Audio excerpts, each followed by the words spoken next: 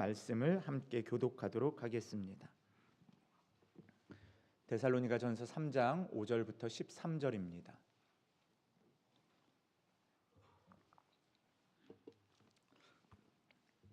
우리 함께 교독하도록 하겠습니다.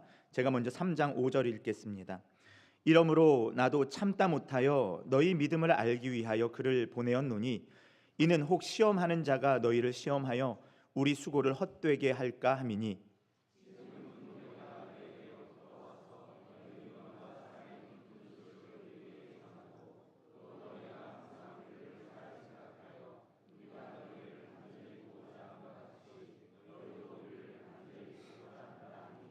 이러므로 형제들아 우리가 모든 궁핍과 환난 가운데서 너희 믿음으로 말미암아 너희에게 위로를 받았노라.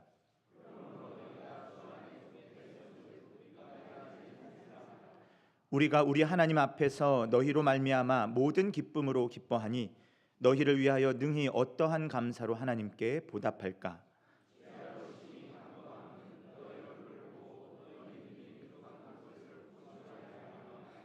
하나님 우리 아버지와 우리 주 예수는 우리 길을 너희에게로 갈 수 있게 하시오며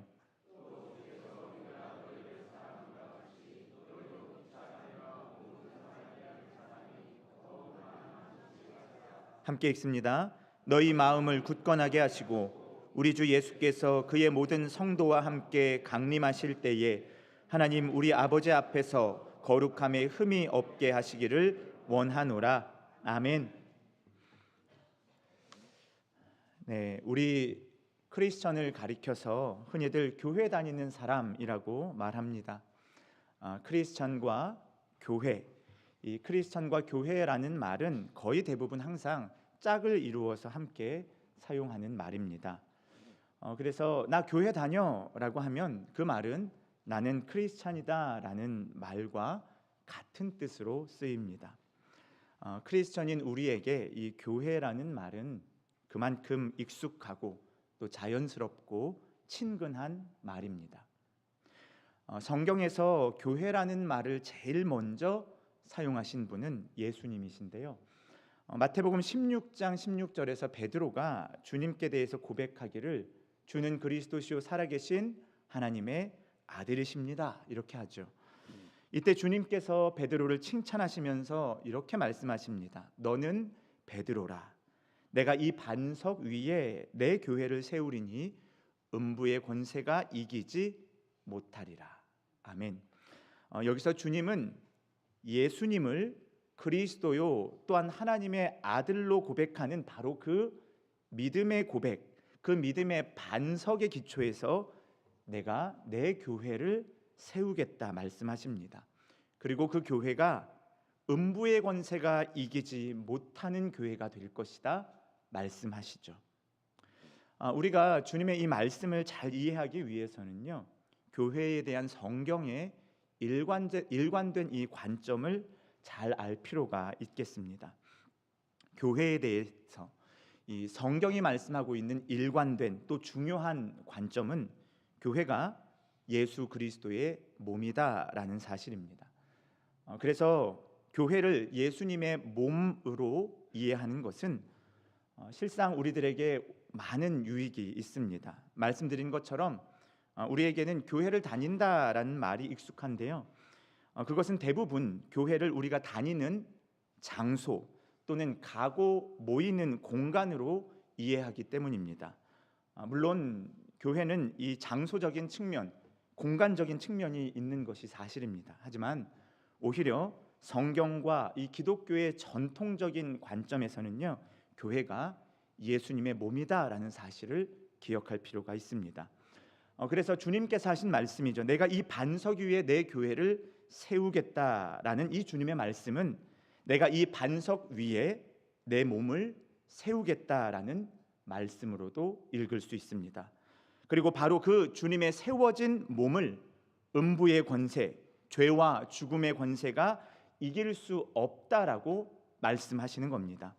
이 말은 예수님께서 십자가에 달려 죽으신 것으로 끝나는 것이 아니라 부활하심으로써 죄와 죽음의 권세를 깨뜨리신 것을 가리켜 말씀하시는 겁니다. 이것은 예수님께서 이미 2000년 전에 십자가에서 이루신 사건입니다.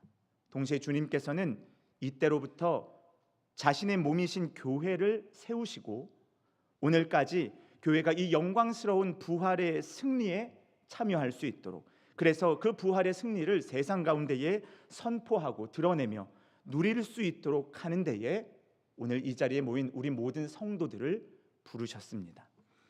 예수님의 몸을 이루도록 우리를 교회로 부르신 것입니다.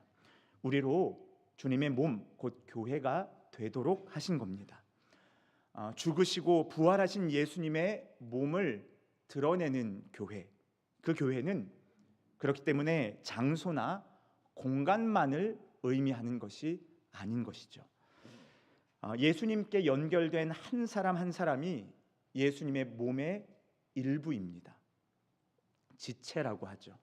그리고 우리는 그 안에서 크고 작은 모임들을 통해서, 바로 그 주님의 몸된 교회 안에서 크고 작은 모임들을 통해 예수님의 몸으로서의 기능과 역할들을 감당합니다. 눈이 눈답게 보는 역할을 하고요. 귀는 귀답게 소리를 잘 듣고 방향을 가늠할 수 있어야 합니다. 다리는 다리답게 몸통 전체를 지탱해주고 또 움직일 수 있도록 그 역할을 해야 합니다. 팔은 팔답게 균형을 잡고 또 손과 연결되어서 섬세한 일들을 하도록 돕는 역할을 잘 해주어야 합니다. 이처럼 모든 몸의 부분과 지체들이 각자 자기의 역할을 충실하게 하는 가운데에 유기적으로 긴밀하게 연결되어 한 몸으로 움직여야 몸 전체가 건강할 수 있습니다. 그리고 이렇게 연결되어 유기적으로 움직이는 것을 가리켜서 성도의 교제다, 이렇게 말합니다.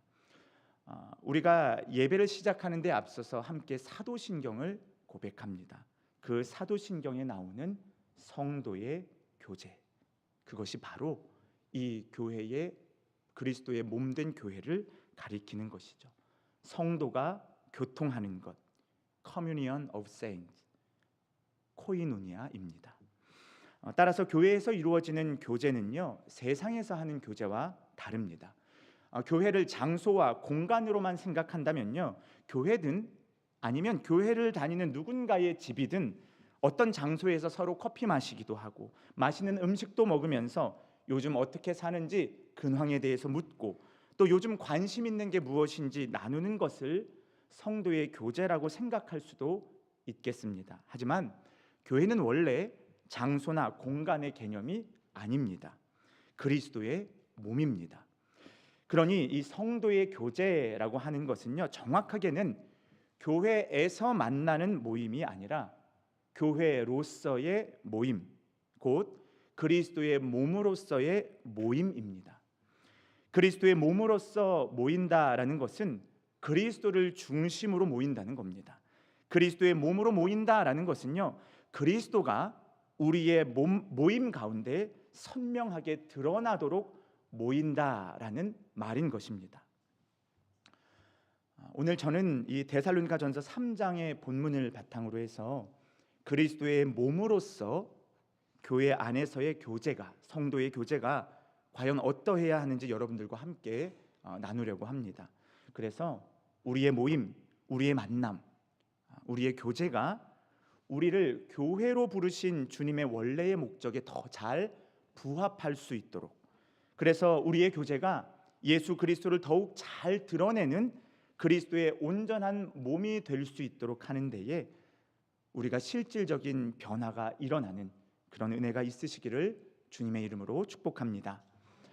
오늘 그래서 저는 두 가지를 여러분들과 말씀 나누고 싶습니다. 첫 번째로 그리스도의 몸으로서 성도의 교제는 만나는 것에서부터 시작합니다. 오늘 본문은 이렇게 시작하고 있죠. 오늘 우리 5절 말씀 같이 함께 읽도록 하겠습니다. 5절입니다. 시작. 이러므로 나도 참다 못하여 너희 믿음을 알기 위하여 그를 보내었노니 이는 혹 시험하는 자가 너희를 시험하여 우리 수고를 헛되게 할까 함이니. 아멘. 바울은 이렇게 말합니다. 내가 참다 못해서 너희 믿음을 알기 위해 그를 보냈다. 이 너희 믿음이라는 것은요, 당연히 이 데살로니가 교회 성도들의 믿음이었습니다. 바울은 데살로니가 교회 성도들의 믿음에 대해서 너무나 궁금했던 겁니다. 그래서 바울의 동역자 디모데를 이 데살로니가 성읍에 그 성도들에게 보냅니다. 사도행전 17장에는요 바울 일행이 바울과 실라와 디모데죠. 이 바울 일행이 2차 전도 여행을 떠나는데요. 그러는 가운데 데살로니가라는 성읍 그 도시에 들어가게 됩니다. 여기서 바울은 늘 하던 대로 이 디아스포라 유대인들이 모여 있는 그 회당에 들어가서 새 안식일 동안 예수 그리스도의 십자가 복음을 전했다. 이렇게 성경은 기록합니다. 그러자 이 가운데에 많은 헬라인들이 그러니까 이 데살로니가 성읍에 살아가는 그 도시의 사람들이 이 바울이 전하는 복음을 듣고 회심하는 역사들이 일어났습니다. 경건한 이 헬라인들과 많은 귀부인들이 바울과 실라를 따랐다라고 성경은 기록합니다. 그런데 이와 더불어서 문제가 터집니다. 이 유대인 회당에서 바울이 복음을 전했다고 말씀드리지 않았습니까? 근데 이 유대인 회당에서 지도자 노릇하고 또 나름 영향력을 행사하고 있었던 유대인들이 바울을 시기하고 그래서 격분하게 됩니다. 많은 사람들이 복음을 듣고 바울 일행을 따르게 되니까 자기들이 뭔가 손해를 본다 이렇게 생각했던 겁니다. 그래서 이 동네 건달들을 고용하고 그래서 이 바울을 붙잡으려고 했습니다. 이런 일 때문에 바울은 급히 이 옆 도시인 베레아라는 도시로 피신을 했습니다. 그런데 거기까지 이 바울을 시기하고 바울을 붙잡으려고 했던 유대인들이 쫓아오게 됩니다. 그러자 바울은 이 베레아라는 도시에서 무려 남쪽으로 200마일이나 떨어진 아덴, 지금의 아테네라는 곳으로 내려가게 됩니다. 그리고 이후로 다시 그쪽에서 서쪽으로 조금 더 가 고린도에 이르게 되고요. 그 고린도에서 1년 반 동안 복음을 전하고 말씀을 가르치고 또 교회를 세우게 됩니다. 그런데 바울이 이 고린도에서 사역을 하는 가운데 이 데살로니가 전서를 기록했는데요. 이 고린도에서 사역하는 동안 바울 마음에는요 늘 데살로니가 교회의 그 성도들에 대한 마음이 남아 있었습니다. 어쩔 수 없는 상황 속에서 큰 핍박과 환난의 상황 속에서 불과 새 안식일, 그러니까 3주밖에는 복음을 전하고 말씀을 가르칠 수가 없었던 것입니다.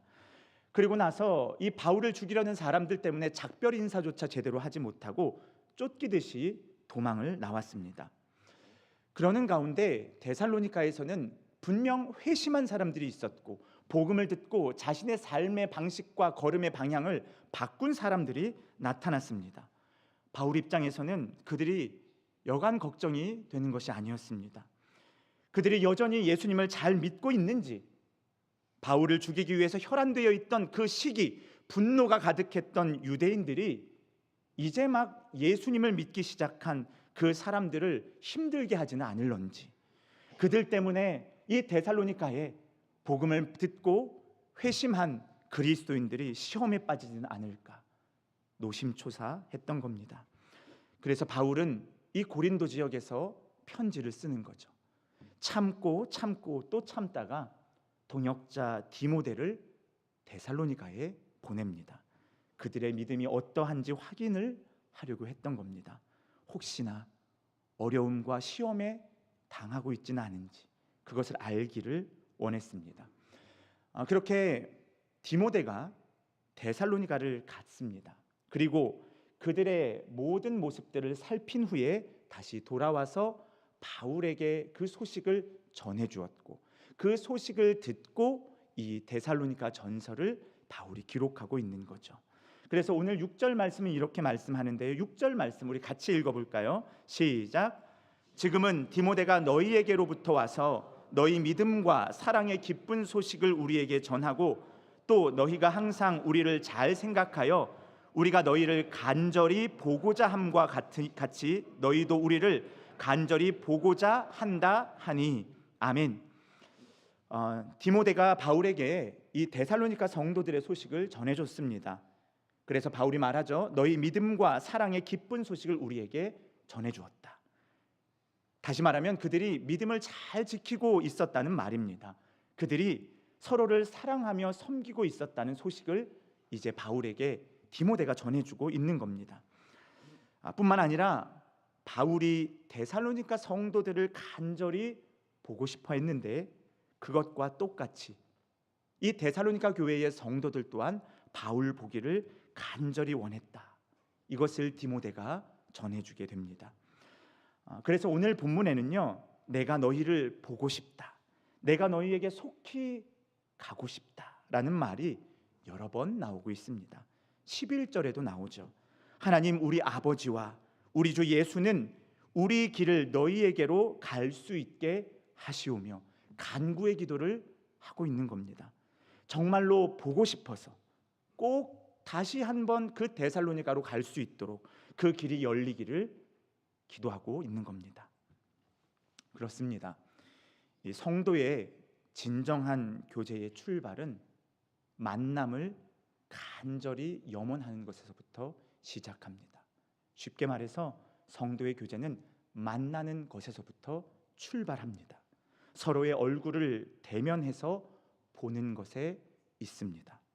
바울은 데살로니가에서 급히 피신하는 바람에 당장 다시 데살로니가로 가서 그들을 볼 수가 없는 상황이었습니다. 뿐만 아니라 당시에는 도로와 교통이 오늘날처럼 발달하지 않았습니다. 그러다 보니 200마일이나 넘게 떨어진 그 거리를 요즘처럼 왔다 갔다 하는 것 결코 쉬운 일이 아니었습니다. 하지만 여러분, 우리는 어떻습니까? 우리의 상황은 그렇지가 않습니다. 얼마든지 마음만 먹으면 서로를 볼 수 있습니다. 만날 수 있습니다. 마음을 안 먹는 게 문제지 거리나 교통이나 핍박의 상황이 문제가 되지 않습니다. 교회 안에 크고 작은 여러 모임들이 있습니다. 대표적으로 플락 모임이 있겠고요. 또 각 부서와 팀별 모임이 있습니다. 찬양대나 또 찬양팀 모임이 있기도 합니다. 이 모든 모임들에서 제일 중요하면서도 잘 안 되는 것이 있다고 한다면요, 그것은 아이러니하게도 모이는 것입니다. 모임에서 점점 모이는 것이 소홀히 여겨지는 겁니다. 모이는 것이 소홀히 여겨지게 되면요, 아무 일도 일어나지 않습니다. 그리스도의 몸으로서의 그 성도 간의 교제가 시작조차 할 수 없게 되는 것입니다. 여러분, 그래서 우선 모이는 것이 중요합니다. 모이기를 힘쓰시기 바랍니다. 모여야 상대방의 지금 상태가 어떤지를 알 수 있습니다. 서로 만나서 얼굴을 봐야, 대면하여 서로의 상태를 봐야 그 상태와 상황이 어떤지를 알 수 있습니다. 만나지도 않고 얼굴도 보지 않으면서 한 몸이라고 말할 수는 없는 거죠. 교회가 예수 그리스도의 몸이라는 것은요, 여러 몸을 말하는 것이 아닙니다. 쪼개진 몸을 말하는 것 당연히 아닙니다. 하나의 몸입니다. 연합하는 한 몸입니다. 그리스도의 몸으로서의 참된 교제를 위해서 만나고 모이기를 힘쓰는 우리 모두가 되시기를 주님의 이름으로 축복합니다. 두 번째로 말씀드리고 싶은 것은 그리스도의 몸으로서 성도의 참된 교제는 상대방의 믿음에 관심을 가진다라는 사실입니다. 바울은 이 데살로니가 교회 성도들을 너무나 보고 싶어 했습니다. 만나고 싶어 했습니다. 그런데 바울이 이토록 간절하게 데살로니가 교회 성도들을 보려고 했던 것은요, 이들이 바울에게 밥을 잘 사줘서 그런 것 아닙니다. 바울과 데살로니가 교회 성도들이 서로 코드가 잘 맞고 서로 쿵짝이 잘 맞아서 보고 싶다 또 보고 싶다 한 것 당연히 아니죠. 5절은 분명하게 여러분 말씀하고 있습니다. 이러므로 나도 참다 못하여 너희 믿음을 알기 위하여 디모데를 보냈노라. 6절은 또한 이렇게 말씀합니다. 지금은 디모데가 너희에게로부터 와서 너희 믿음과 사랑의 기쁜 소식을 우리에게 전하고, 또한 7절은 이렇게 말씀하죠. 우리 7절 말씀 같이 읽도록 하겠습니다. 7절입니다. 시작. 이러므로 형제들아, 우리가 모든 궁핍과 환난 가운데서 너희 믿음으로 말미암아 너희에게 위로를 받았노라. 아멘. 여러분 5절, 6절, 7절을 보시면 바울의 관심사가 아주 선명하게 드러납니다. 바울의 관심이 어디에 있습니까? 바로 데살로니가 교회 성도들의 믿음에 있습니다. 바울은 데살로니가 성도들이 믿음으로 잘 서가고 있다라는 소식을 디모데에게 들었습니다. 그러니 복음을 전하는 가운데 수많은 환난과 궁핍이 바울에게 얼마나 많았겠습니까? 그런데 그 멀리 떨어져 있는 데살로니가 성도들이 믿음으로 잘 서고 있다는 그 소식을 듣게 되니 지금 바울이 경험하고 있는 수많은 환난과 궁핍 이런 것들이 있다 할지라도 그들의 믿음 생활로부터 바울이 큰 위로를 받게 되는 것입니다. 5절과 6절과 7절에서 계속해서 말씀하고 있는 것 믿음, 믿음, 믿음입니다. 믿음을 반복해서 말씀합니다. 무엇을 보여줍니까? 무엇을 말씀합니까? 그리스도의 몸으로서 교회의 참된 교제, 성도의 진정한 교제는 반드시 서로에 대한 믿음에 관심을 두어야 한다는 사실입니다. 우선 앞서 말씀드린 것처럼 만나는 것이 중요하다고 말씀드렸죠. 그래서 잘 모입시다, 자주 만나야 합니다라고 말씀을 드리면 정말 이 말씀을 듣고 잘 모이는 것, 자주 만나는 것이 필요한데요. 성도의 진정한 교제는 거기에만 머물러서는 안 됩니다. 반드시 그 다음 단계로 나아가야 하는데요.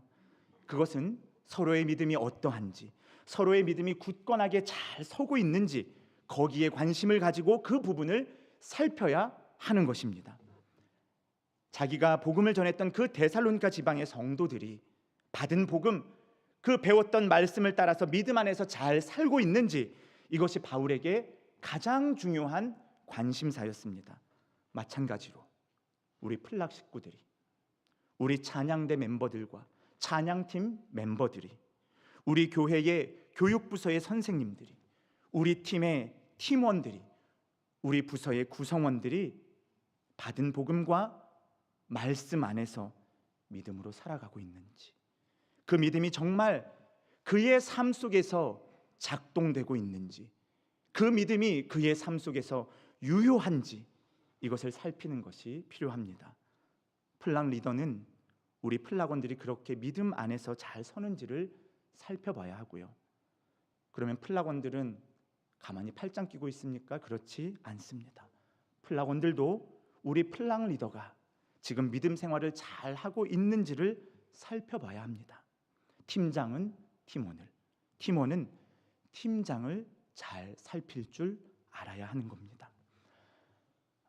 바베큐 파티도 하고 다 같이 캠핑도 가고 영화도 보고 또 손흥민 나온다는 축구 경기도 보러 가고 다 좋습니다.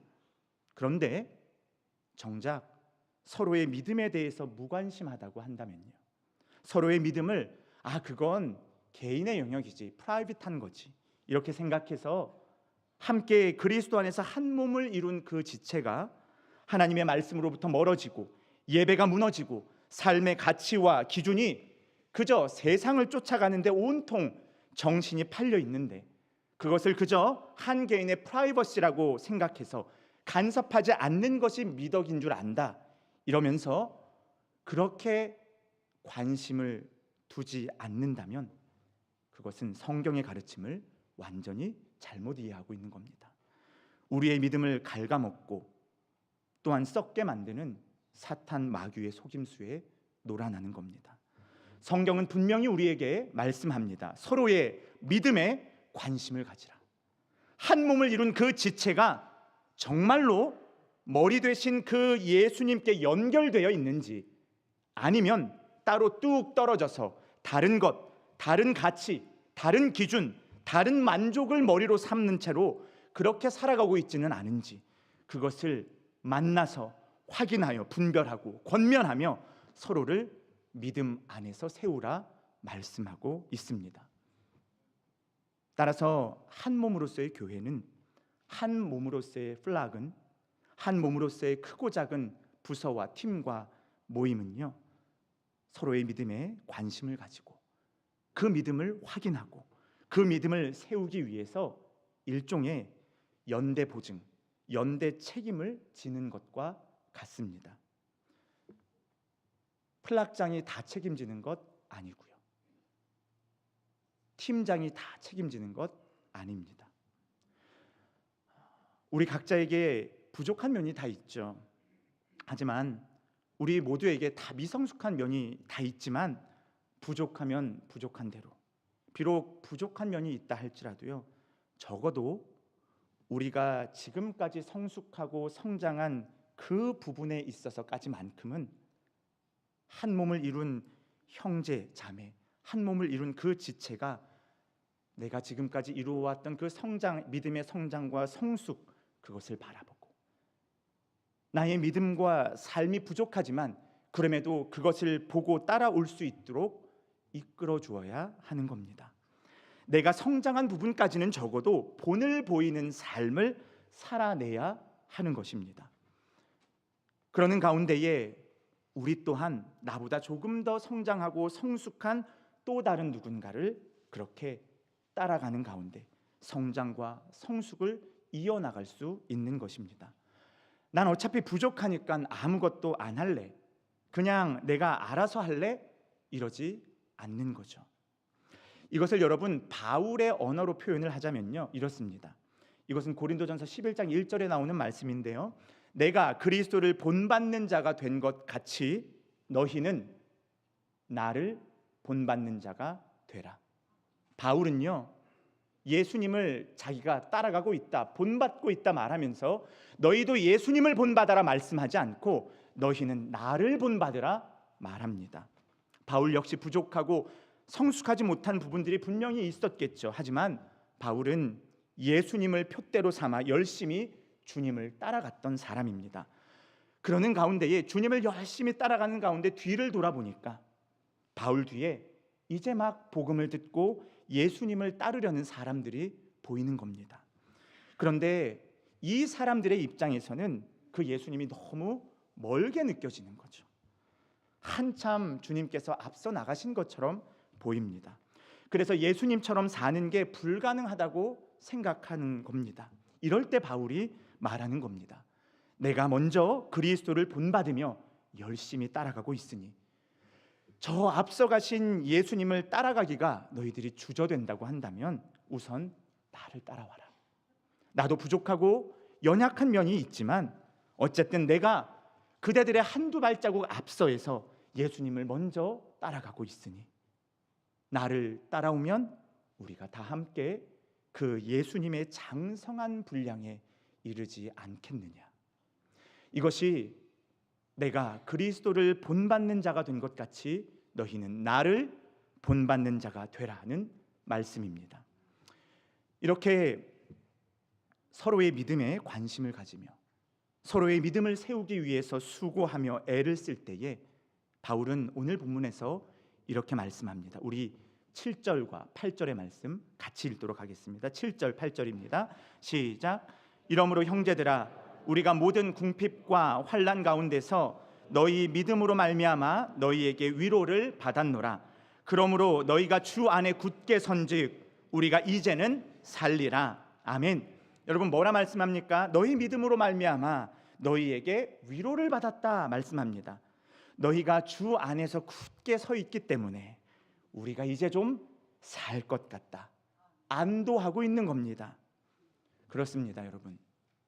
누가 좋은 집을 사고 좋은 차를 타고 또 승진하고 자식이 좋은 대학에 가고 내가 가지고 있는 집값이 많이 오르고 또 내가 가지고 있는 스탁이 크게 오르고 이런 이야기들로 서로 위로가 되거나 안도감을 느끼는 것이 아닙니다. 이 세상에서, 이 지역에서, 이 도시에서 누릴 수 있는 풍요와 번영으로 인해 그것이 위로가 되고 그것으로 안도감을 느끼고 그러한 것들을 은근히 드러내고 자랑하고 나누는 게 플락 모임이 된다고 하면요, 죄송한 말씀이지만 그것은 종교의 옷을 입었을 뿐 세상 모임과 전혀 다를 바가 없습니다. 진짜 교회의 모임, 그리스도의 몸으로서 성도 간의 교제는 서로의 믿음을 확인하여 그 믿음이 굳건하게 흔들림 없이 성장하고 성숙하는 것에서 위로를 받고 안도하는 것입니다. 그리고 그것이 바로 우리의 자랑이 되는 것입니다. 교회의 건물이 얼마나 크고 교회의 재정 규모가 얼마나 대단한지가 교회의 자랑이 되는 것이 아닙니다. 그렇게 서로가 서로의 믿음을 지키며 서로가 서로의 믿음을 위하여 연대적인 책임을 감당하는 그 가운데에서 그것이 교회의 자랑이 되는 것입니다. 그래서 우리 플락 식구들 한 사람 한 사람이, 우리 팀원 한 사람 한 사람이 예수 그리스도 안에서 변화되고 말씀이라고 하는 그 진리의 터 위에서 굳건히 서는 것을 위해서 다 함께 애쓰고 수고하고 기도하고 또 씨름할 때에 진짜 위로를 받는 겁니다. 진짜 안심할 수 있는 것입니다. 그럴 때에 바로 그 모임에 그리스도가 자랑이 되는 것입니다. 그러니 이런 위로와 안심은 우리에게 얼마나 큰 기쁨이 되는지 모릅니다. 그리고 이 기쁨은 우리 안에서 역사하시는 하나님을 향한 찬송으로 나아가게 됩니다. 우리 오늘 9절 말씀 같이 읽겠습니다. 9절입니다. 시작. 우리가 우리 하나님 앞에서 너희로 말미암아 모든 기쁨으로 기뻐하니 너희를 위하여 능히 어떠한 감사로 하나님께 보답할까. 아멘. 이렇게 서로의 믿음에 관심을 가지고 서로가 그 믿음 안에서 굳건하게 서는 그 모습을 보게 되면서 바울은 말합니다. 너희로 말미암아 모든 기쁨으로 내가 기뻐한다. 충만한 기쁨을 말합니다.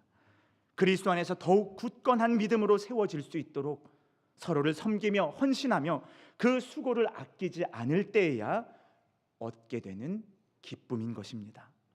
이것은 세상이 알 수도 없고 세상이 줄 수도 없는 기쁨입니다.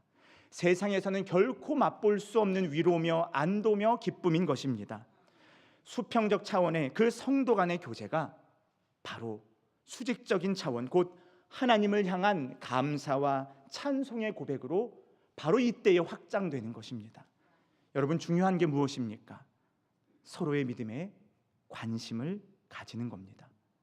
그렇게 할 때 성도 간의 수평적 차원의 그 교제는요, 하나님을 향한 수직적 차원의 감사와 찬송으로 자연스럽게 확장되는 것입니다. 억지로 하나님 찬송하려고 하지 않아도 감사와 찬송이 자연스럽게 흘러나오는 겁니다. 그래서 제가 오늘 여러분들과 함께 이거 한번 해보려고 합니다. 우리 옆에 있는 사람에게, 옆에 사람이 없으시면 앞뒤로 하셔도 됩니다. 이렇게 고백했으면 좋겠는데요. 제가 당신의 믿음에 관심을 가지겠습니다. 고백해 볼까요? 제가 당신의 믿음에 관심을 가지겠습니다. 너무 좀 일방적인 것 같아서 불편하신 분들이 계셔서 말을 바꿔보도록 할게요. 저의 믿음에 관심을 좀 가져주시면 감사하겠습니다. 고백할까요? 저의 믿음에 관심을 좀 가져주시면 감사하겠습니다. 아름다운 교회의 모습입니다, 여러분. 네. 사랑하는 성도 여러분, 교회는 그리스도의 몸입니다. 눈, 코, 입과 또 팔다리가 그렇게 많은 지체들이 서로 연결되어서 한 몸을 이루고 있죠. 이런 것처럼 우리들 한 사람 한 사람이 그렇게 서로 연결되어서 그리스도의 몸, 예수님의 몸을 이루고 있습니다. 각자 떨어져서 알아서 신앙생활하고 알아서 각자 도생하는 것이 아닙니다. 아무리 건강한 지체라 할지라도요, 몸의 본체인 그리스도로부터 또한 교회 공동체로부터 떨어지게 되면요, 그것은 더 이상 살아있는 몸의 지체가 아닙니다. 죽은 몸, 지체가 아닌 시체가 되는 겁니다. 그러니 그리스도의 몸으로서 하나의 몸을 이루는 것이 중요합니다. 우리의 신앙과 삶에 생명력이 있기 위해서는요, 한 몸을 이루는 것이 꼭 필요합니다. 이를 위해서 우리는 서로의 얼굴을 대면해서 보고 만나고 모이기를 힘써야 합니다. 만나고 모이기를 힘쓰는 것은 반드시 그 다음 영역으로 나아가야 되는데요. 그것은 서로의 믿음에 관심을 가지고 그 믿음을 세우기 위해서 각자가 감당해야 할 몫들을 책임 있고 성실하게 감당하는 겁니다. 그럴 때 우리 모두가 주 안에서 굳게 서는 교회, 진리의 터 위에 굳게 서는 하나의 몸으로서 이 세상 가운데 예수님을 가장 잘 드러내고 보여주는 빛으로 소금으로서의 사명을 감당하게 되는 것입니다.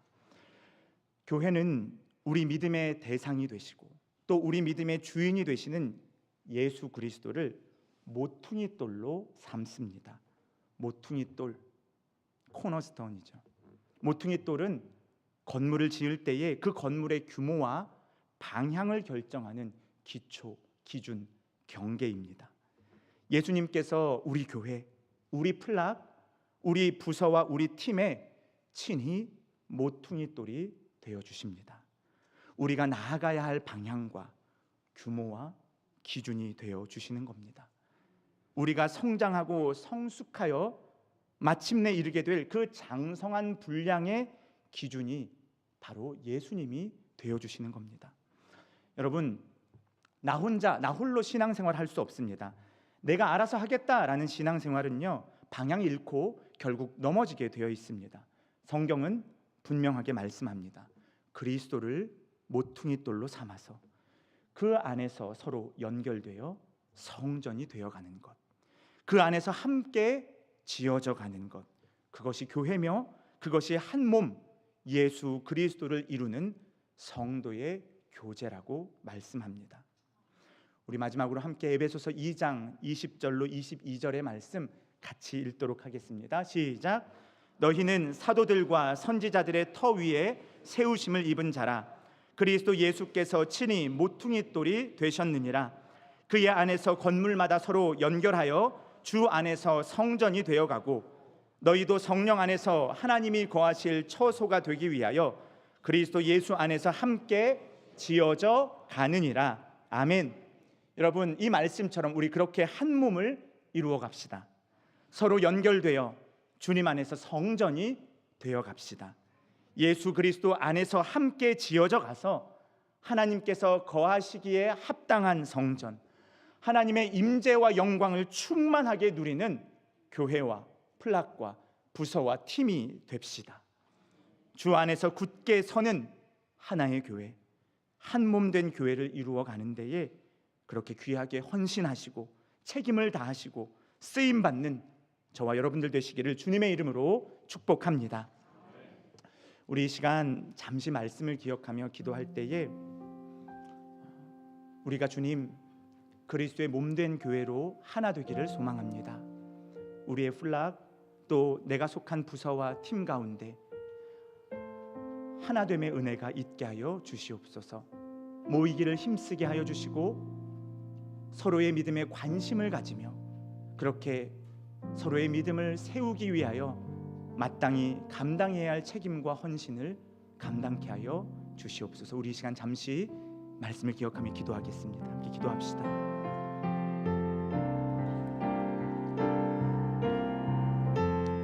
거룩하신 하나님, 우리의 삶의 주인이 되시는 교회의 모퉁이 돌이 되시는 주님, 우리가 함께 모여 그리스도의 몸된 교회를 이루어 가기를 소망합니다. 함께 하나 되어 주님의 몸을 드러내며 하나님의 풍성하시고 충만하신 임재와 영광을 이 세상 속에 드러내기를 소망합니다. 하나님, 우리를 도우셔서 우리가 먼저 함께 모이게 하시고 서로를 간절히 보기를 열망하는 공동체 되게 하여 주시옵소서. 뿐만 아니라 그것에서 그치지 않고 서로의 믿음에 관심을 가지고 서로의 믿음을 굳건케 하기 위하여서 우리가 감당해야 할 몫들이 무엇인지 그 책임들이 무엇인지를 깨닫고 하나님 앞에 나아가 그 마땅히 감당해야 할 헌신들을 수고하는 우리 모두 될 수 있도록 주님 인도하여 주시옵소서.